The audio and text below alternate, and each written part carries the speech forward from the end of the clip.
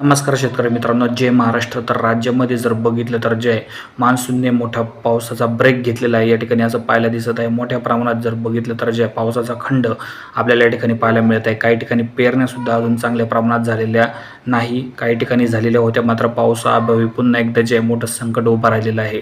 सध्या जर स्थिती बघितली तर राज्यामध्ये जे आहे पावसाची स्थिती सध्या बनताना दिसत नाही.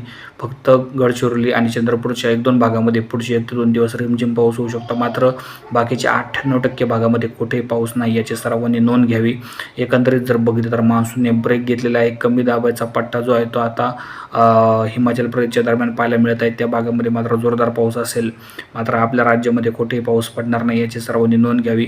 1-2 भाग वगळता स्थानिक वातावरण निर्माण होऊन कोकणामध्ये आणि इकडं विदर्भाच्या पूर्वेकडील भागामध्ये झाला तर हलका ते मध्यम पावसाचा अंदाज आहे. मात्र बाकीच्या कोणत्याही भागात पाऊस होणार नाही.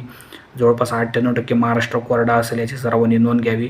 पुढील काही काळात बदल झाल्यास तुम्हाला माहिती दिली जाईल. व्हिडिओ आवडल्यास लाईक करा, शेअर करा, फॉलो करा. धन्यवाद सर्वांची व्हिडिओ बघितल्याबद्दल.